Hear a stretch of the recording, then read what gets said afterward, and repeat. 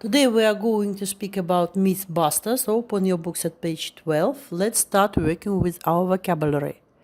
Exercise 1. Jobs related to science. Now you are to match the jobs to a description of what they study.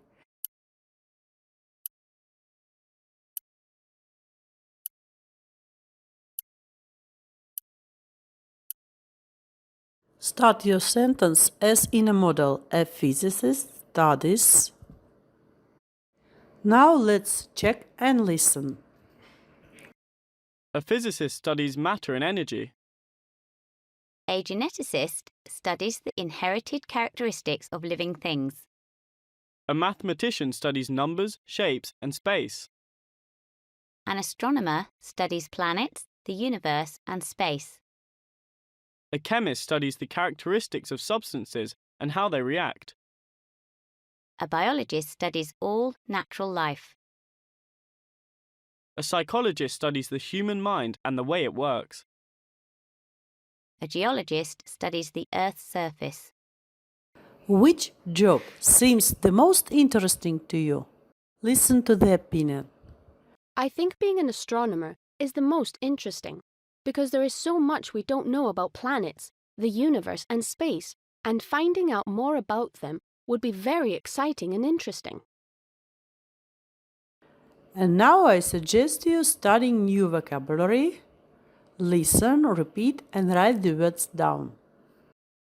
Anecdote, billion, brain scan, breathe, come from, come up with, genius, image, mental, misinformation, misunderstand, myth, mythbuster, neuron, observe, out of the blue, physical, repeat, resources, separate, struggle, theory, vote, widely.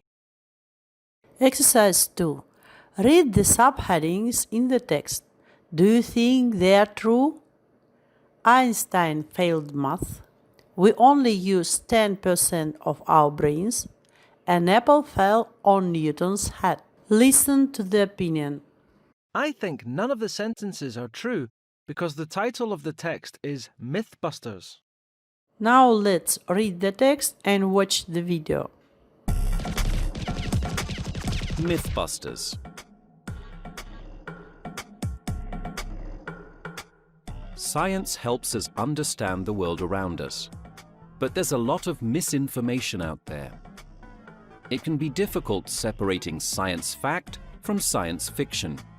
Here are a few science myths that are simply not true. Einstein failed maths. Albert Einstein is perhaps the most famous physicist ever, and he is widely considered to be a genius. Unfortunately, a lot of people believe that he struggled at maths. What is true is that when he was young, he failed a university entrance exam because his mark wasn't high enough. His marks in maths and physics were excellent, but he didn't do well at French, chemistry, and biology. It seems that not even geniuses are perfect. We only use 10% of our brains. Your brain counts for about 2% of your body weight and contains billions of neurons that are constantly sending and receiving information. Yet people still say that you only use 1/10 of it. This myth possibly comes from an interview with psychologist William James in 1908. Journalists may have misunderstood him when he claimed that we are making use of only a small part of our possible mental and physical resources. If we take a brain scan, though, we see that we use all the parts of our brains, just not at the same time. So, whoever repeats this myth is certainly not using enough of theirs. An apple fell on Newton's head. Here's a myth that is almost true. Sir Isaac Newton, the 17th century mathematician, astronomer, and physicist, was sitting under an apple tree in his garden. Out of the blue, an apple fell on his head, and he immediately came up with the theory of gravity. It is one of the most famous images in the history of science, but it might not have happened. Documents written at the time suggest that Newton did come up with his theory from observing falling apples, but one probably did not hit him on the head. Exercise 2. Read the article again and choose the correct answer.